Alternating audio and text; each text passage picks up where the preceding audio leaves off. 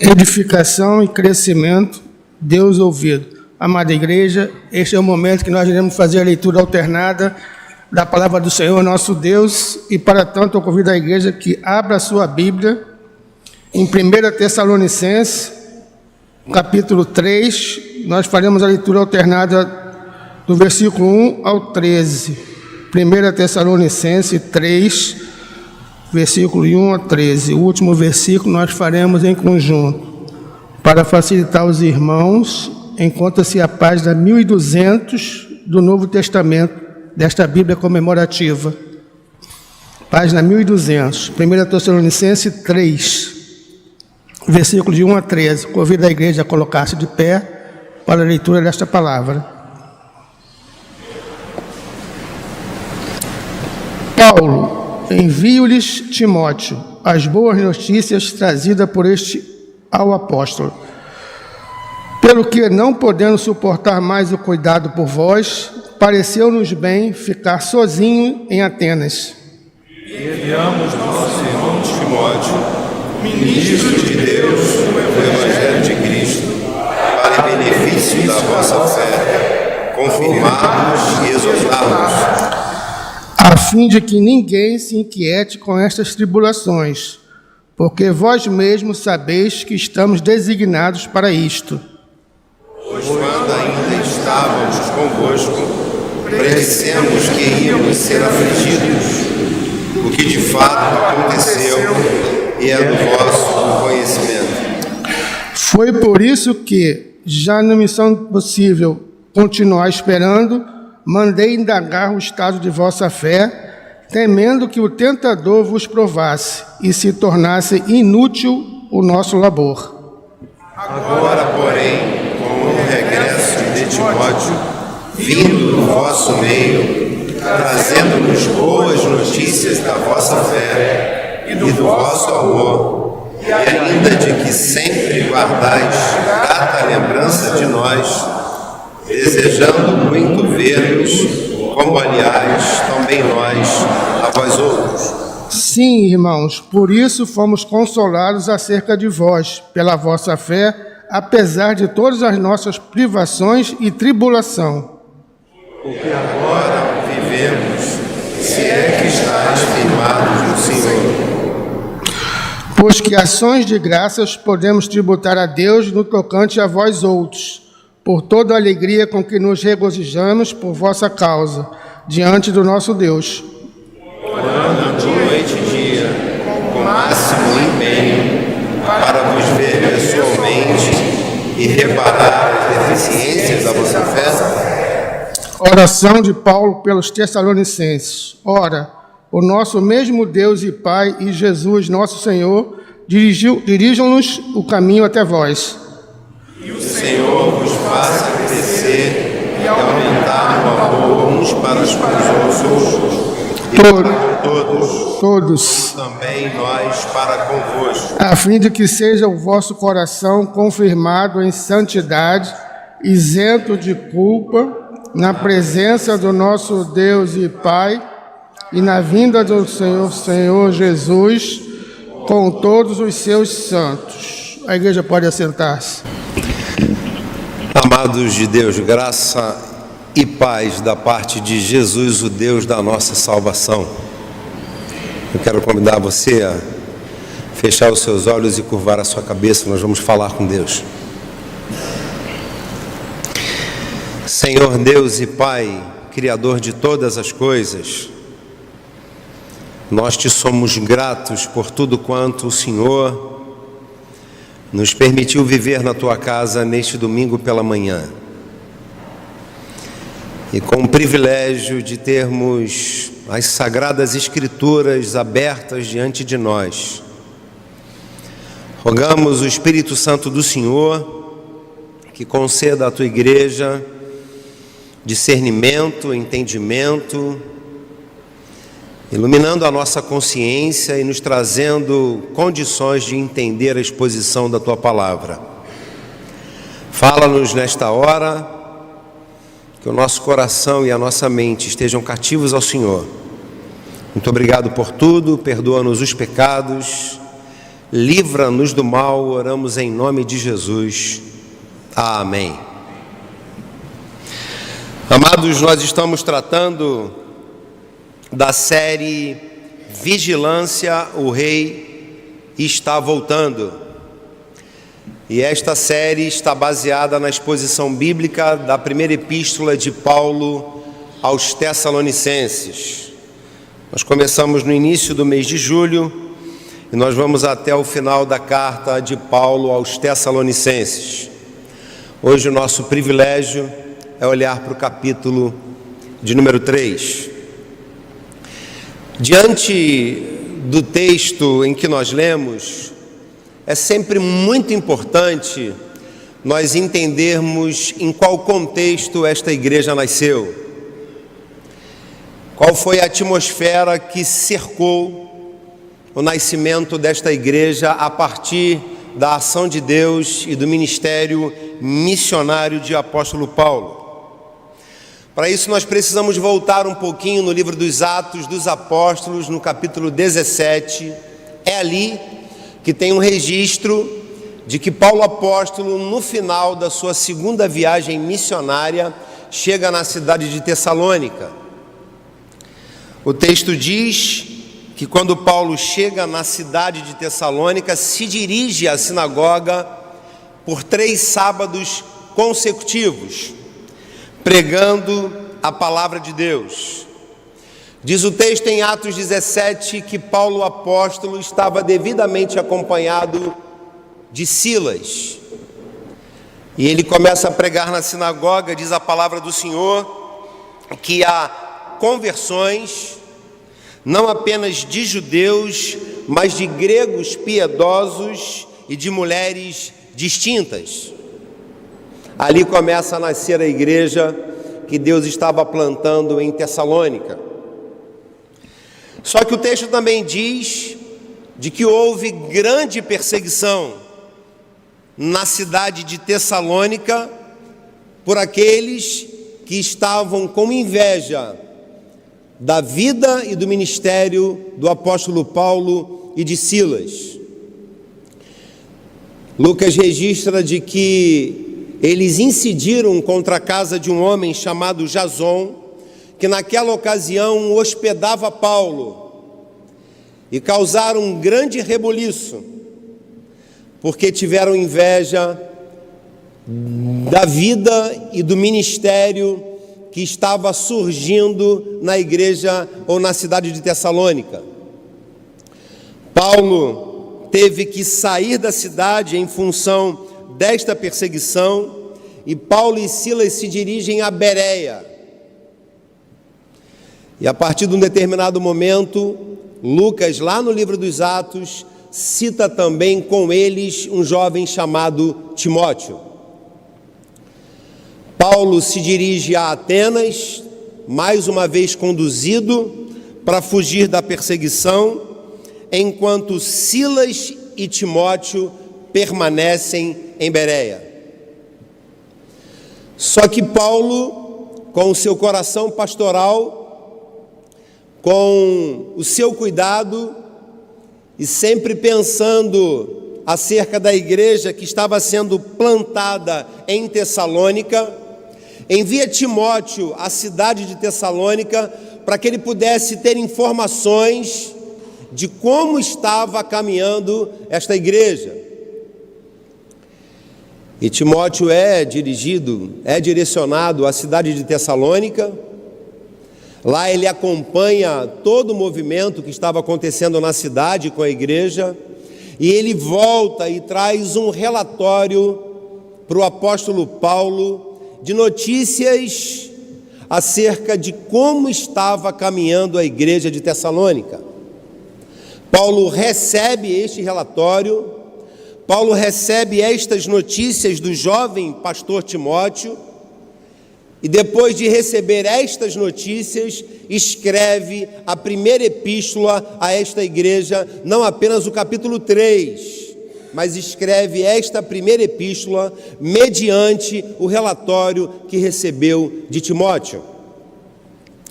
É importante a gente lembrar que quando a gente se depara com a narrativa do capítulo 3, nós encontramos aqui Paulo falando da sua vida, falando da sua preocupação, falando do momento em que ele envia Timóteo, no momento em que ele recebe Timóteo e o relatório.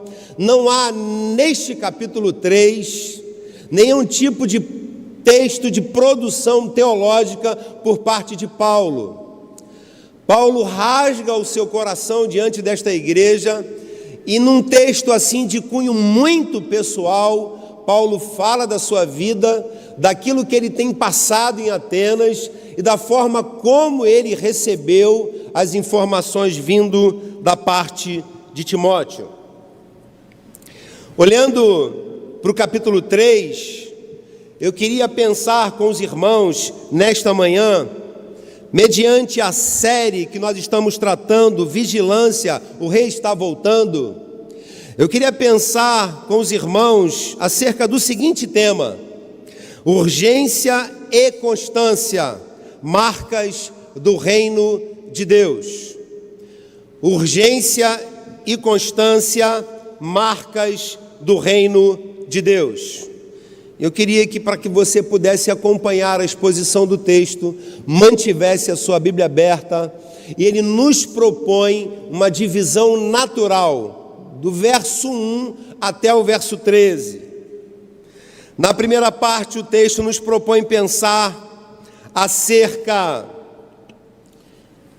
dos motivos que levaram Paulo a enviar Timóteo a Tessalônica, que vai do verso 1 até o verso 5. A segunda parte do texto trata da alegria de Paulo em receber o relatório de Timóteo, que é do verso 6 ao verso 10.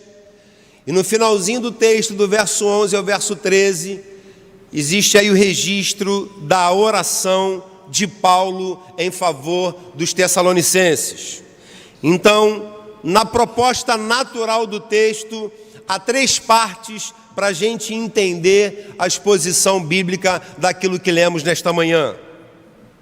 No primeiro momento, os motivos que levaram Paulo a enviar Timóteo a Tessalônica, do verso 1 ao verso 5. E aqui nós destacamos, a partir do texto, 3 motivos que são elencados por Paulo e que estão presentes no texto e que servem de justificativa para que Timóteo tenha sido enviado à cidade de Tessalônica para saber como estavam os irmãos daquela igreja. O primeiro motivo era a impossibilidade de Paulo de estar em Tessalônica.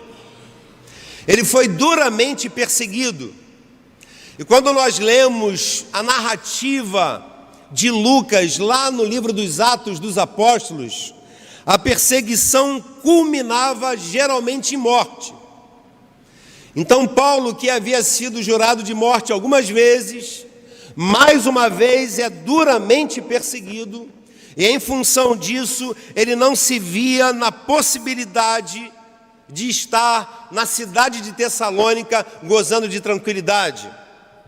Ele vai dizer no verso 1: pelo que não podendo suportar mais o cuidado por vós, ou dar suporte no cuidado por vós, pareceu-nos bem ficar sozinhos em Atenas.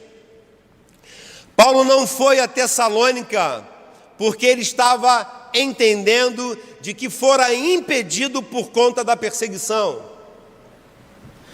Paulo não foi visitar a igreja de Tessalônica porque tinha saído da cidade de Tessalônica, tinha sido convidado a fugir da cidade de Tessalônica para Bereia, e em Bereia ele é mais uma vez perseguido e vai para Atenas. E em função de zelar e de cuidar da sua própria vida, ele permanece em Atenas e não se dirige à cidade de Tessalônica, embora o seu desejo, embora a sua vontade, embora a saudade e o carinho que tinha pela igreja era estar com os irmãos na cidade de Tessalônica. O segundo motivo que levou Paulo a enviar Timóteo à igreja de Tessalônica foi para que ele tivesse uma noção de que como estava a igreja. Estando em Atenas, ele não tinha informação acerca da igreja. Estando em Atenas, Paulo não tinha sido informado acerca do desfecho da perseguição contra os crentes tessalonicenses. E é por isso que ele vai dizer no verso 5: foi por isso que, já não sendo possível continuar esperando, mandei indagar o estado da vossa fé, temendo que o tentador vos provasse e se tornasse inútil o nosso labor. Paulo está dizendo o seguinte: eu não podia esperar mais notícias. Eu estava aqui ansioso por saber o estado em que estava caminhando a igreja. A perseguição era vil, era uma perseguição forte, contundente, e eu não consegui esperar mais. Por isso eu enviei Timóteo para que ele me trouxesse notícias acerca da caminhada da igreja. Hoje nós vivemos na era da informática, da tecnologia, que nos facilita a vida e a comunicação. E ainda assim, muitas vezes, nós nos encontramos sendo abraçados e tragados pela ansiedade que domina a nossa mente e o nosso coração. Paulo não tinha essa comunicação como veículo rápido. Ele queria saber como estava o estado da igreja. E outra solução não lhe pareceu proveitosa, a não ser enviar Timóteo para saber como estava a igreja. Então, o segundo motivo que levou Paulo a enviar Timóteo foi exatamente isso: a preocupação em saber do estado em que estava a igreja diante das perseguições. Mas há um terceiro motivo pelo qual Paulo envia Timóteo. E o motivo é que Paulo tinha conhecimento total de quem ele estava enviando. Ele sabia quem era o seu mensageiro. Ele sabia quem era a pessoa que estava recebendo a designação de visitar uma igreja. Ele vai dizer: e enviamos nosso irmão Timóteo, ministro de Deus, no Evangelho de Cristo, para, em benefício da vossa fé, confirmar-vos e exortar-vos. O terceiro motivo pelo qual Paulo envia Timóteo é porque ele tinha ciência e a certeza de quem era Timóteo. Ele chama Timóteo de irmão, era crente convertido, era filho de Deus, era servo de Deus, e não apenas irmão, ele era ministro de Deus no Evangelho. Era um homem que tinha tato para cuidar de pessoas. Era um homem que tinha jeito para cuidar da igreja. Era um homem que recebeu a vocação de Deus para pastorear rebanho. E ele diz ainda que Timóteo é enviado em benefício da vossa fé, ou seja, era um homem que encorajava os crentes a continuar caminhando. Então, a primeira parte do texto, em que nós aprendemos os motivos que levaram Paulo a enviar Timóteo, estes são os três motivos que estão diante de nós. A impossibilidade de Paulo de estar em Tessalônica. Muitas vezes nós não podemos estar nos lugares que nós desejamos. Paulo queria estar em Tessalônica e não podia estar. O segundo motivo, a preocupação de um coração pastoral. Como estão as minhas ovelhas? E o terceiro motivo, a certeza de que Paulo tinha quem era Timóteo e que era um homem credenciado para receber esta designação. Mas o texto avança, e do verso 6 ao verso 10, nós encontramos aqui o registro da alegria de Paulo em receber o relatório de Timóteo. Como Paulo recebeu este relatório? Como foi receber informações vindas de Timóteo acerca da notícia dessa igreja? E no verso 6 nós encontramos a primeira forma alegre como Paulo recebe estas notícias. Paulo recebe boas notícias acerca da fé e do amor dos tessalonicenses. O verso 6 diz assim: agora, porém, com o regresso de Timóteo, vindo do vosso meio, trazendo-nos boas notícias. Eu quero chamar a sua atenção para estas boas notícias. Essa aqui é a única expressão no Novo Testamento que boas notícias não se refere ao Evangelho de Cristo como boas novas. Boas notícias aqui são boas informações mesmo. Notícias novas. Notícias que agradavam o coração das pessoas. Então ele diz: trazendo-nos boas notícias da vossa fé e do vosso amor.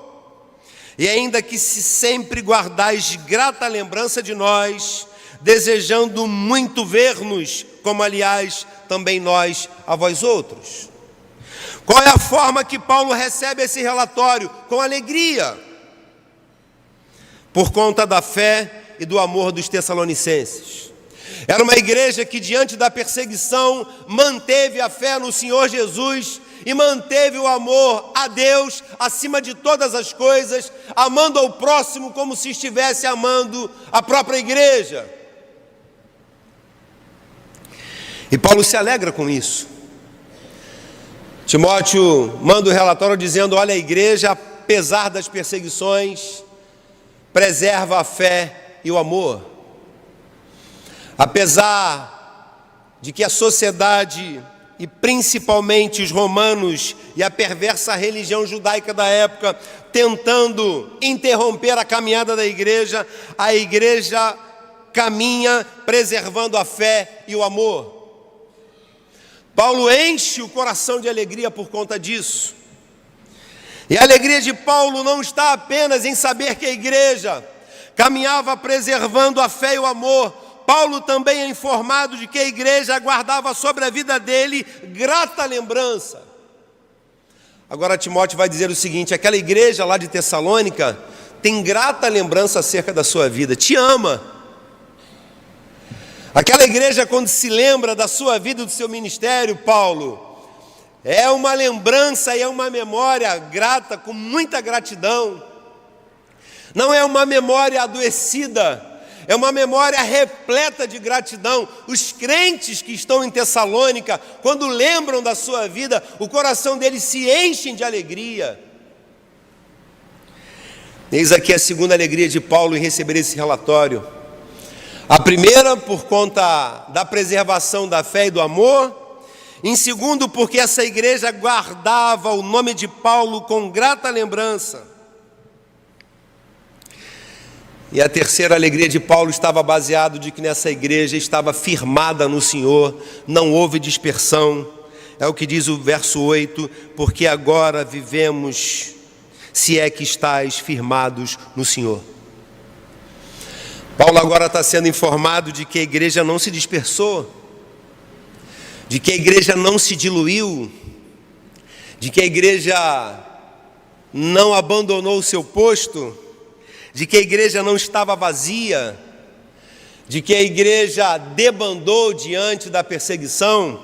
Paulo agora estava sendo informado de que esta igreja, a despeito da perseguição, se mantinha firme no Senhor. Então, eis aqui 3 motivos que trouxeram tamanha alegria ao coração de Paulo.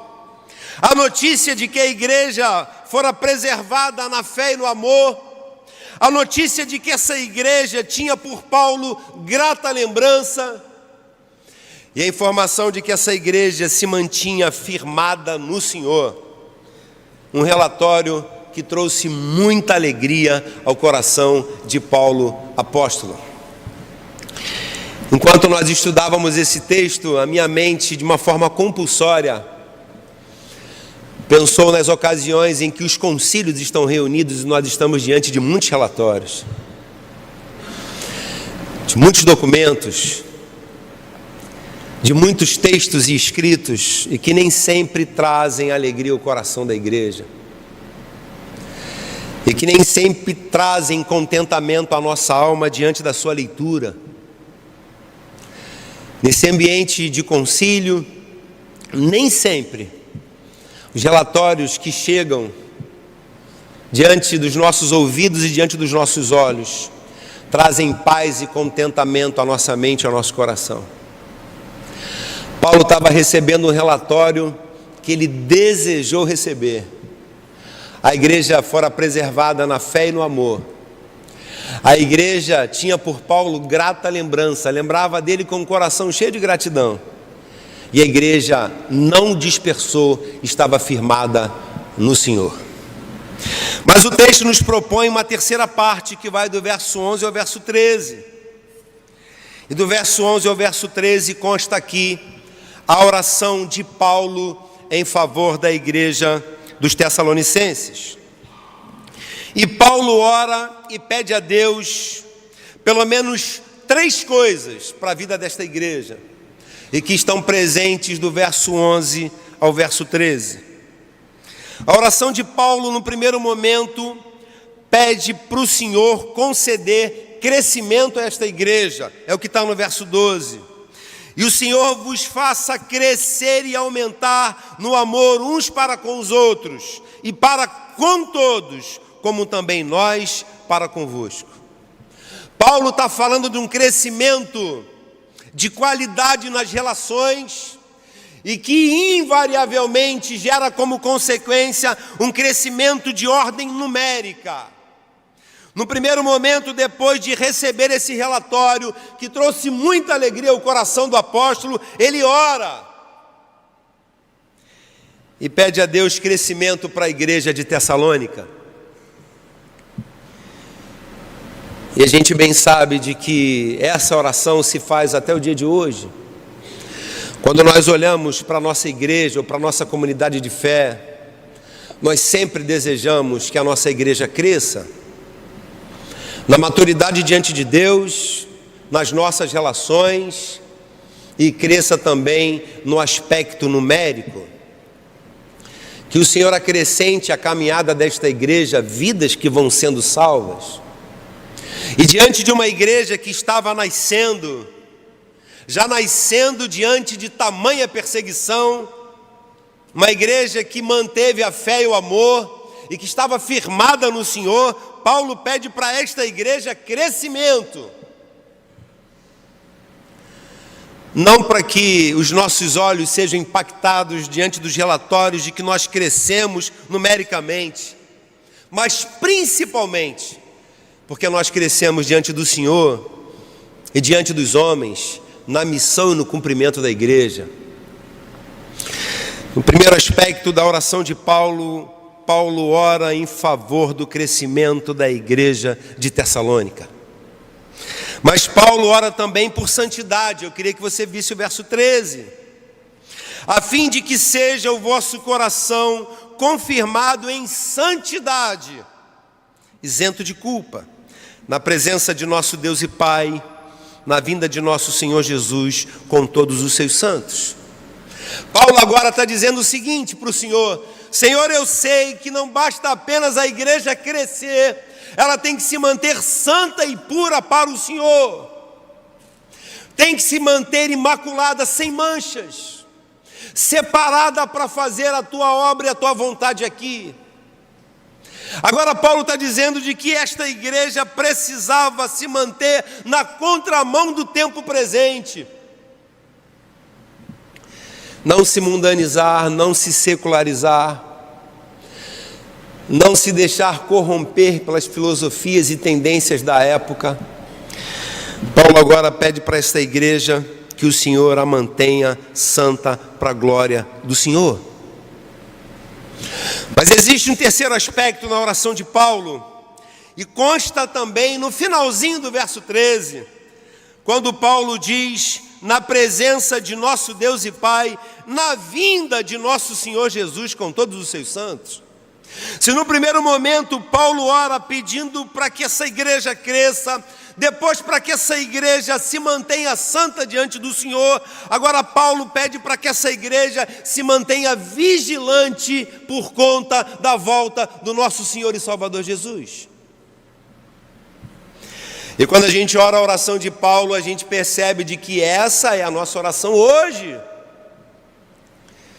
A gente ora para que a nossa igreja cresça, mas para que ela se mantenha santa,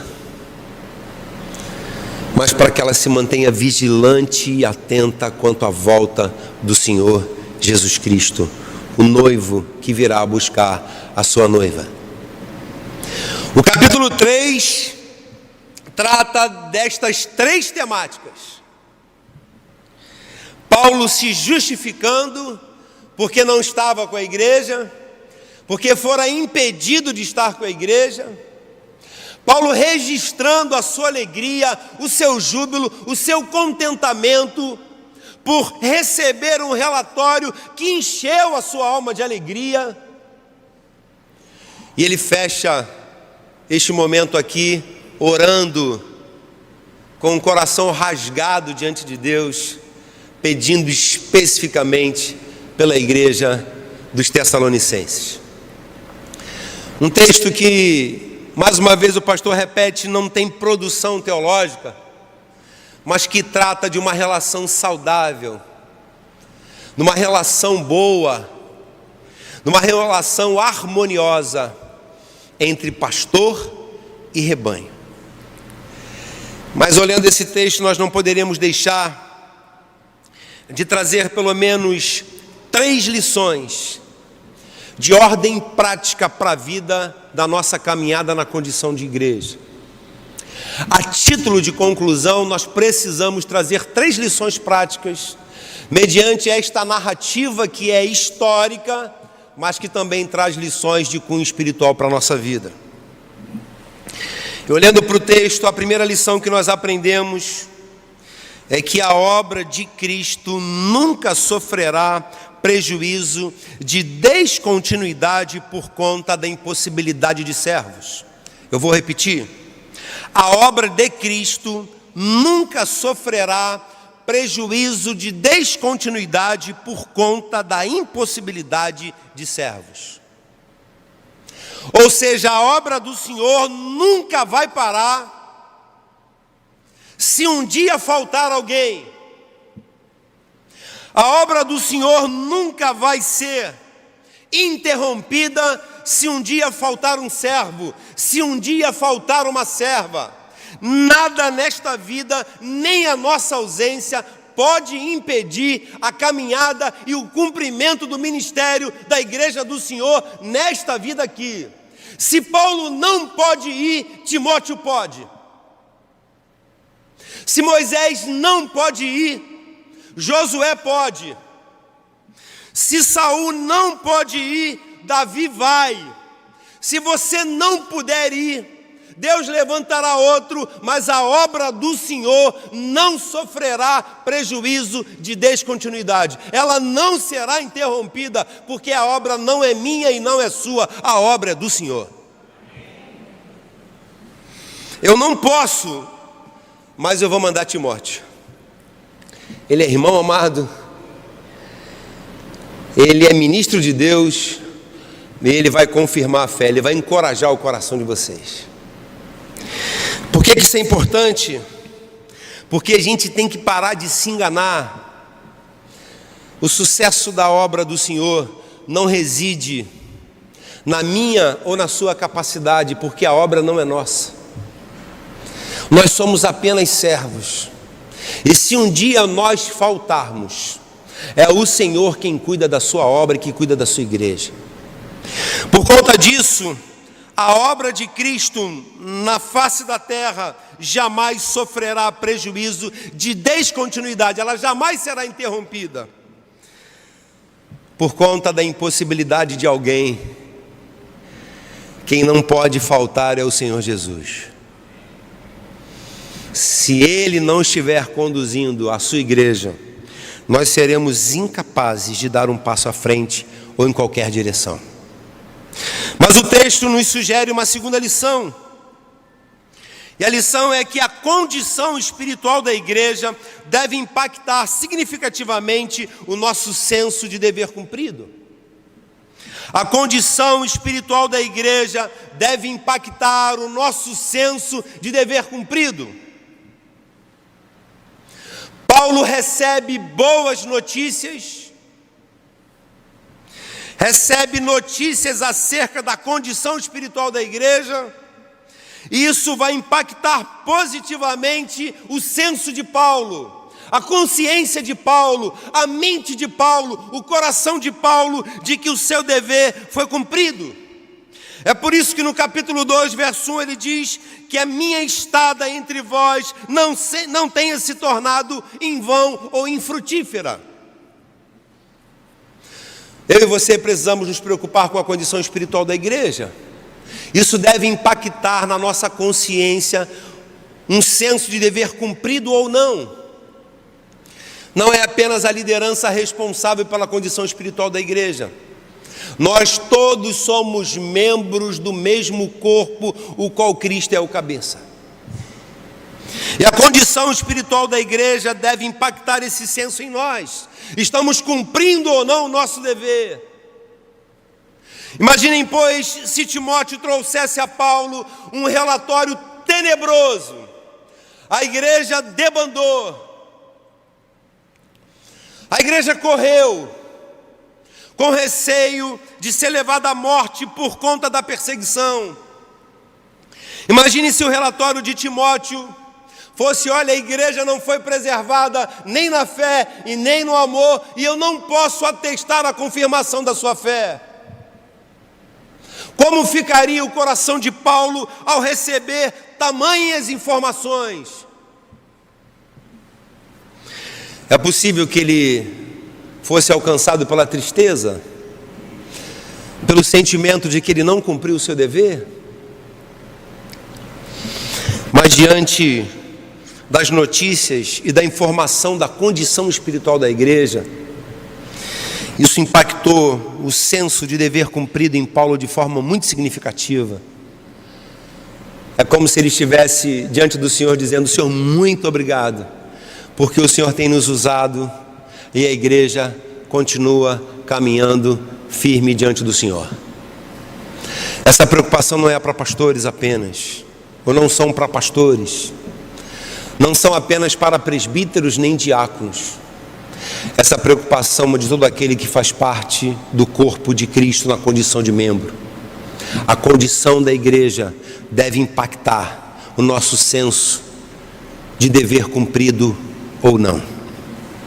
A terceira lição que nós encontramos no texto, e a última, é de que a oração é a melhor forma de recebermos notícias, quer sejam boas ou ruins. A oração é a melhor forma de recebermos notícias, quer sejam boas ou ruins. O diagnóstico não é favorável, oração. O diagnóstico nos é favorável, oração. Você não recebeu alta, vai ficar mais um pouquinho no hospital, oração. O papel da sua alta chegou, oração. Existe a oportunidade do abraço, oração. Existe a constatação da saudade, oração. Existe divergência, oração. Existe convergência e unidade, oração. Existe rompimento de laços, oração. Existe restauração, oração. É falando a esta mesma igreja que Paulo apóstolo diz que nós precisamos orar sem cessar. E ele fala assim: ó, eu vou dar os motivos pelos quais eu não estou com vocês. E escreve. Agora eu vou falar das minhas alegrias por receber o relatório. E escreve. E ele termina a sua fala à igreja de Tessalônica nesse capítulo orando. Se há doença, oração. Se há cura, oração. Se há lágrima no olhar, oração. Se há sorriso no rosto, oração. A terceira lição desse texto nos aponta para a verdade de que oração é a melhor forma de recebermos qualquer tipo de notícias, quer sejam boas ou ruins. Que relacionamento bonito, Que relacionamento prazeroso, saudável, que relacionamento exemplar de Paulo com a igreja de Tessalônica. Uma igreja que aprendeu que no reino de Deus a urgência e a constância lhe serão necessários. Que o Senhor nos abençoe, que o Senhor nos guarde, e que o contentamento e a alegria de Paulo em ver a caminhada daquela igreja seja o contentamento do Senhor Jesus em ver a caminhada da sua igreja nesse mundo aqui. Amém.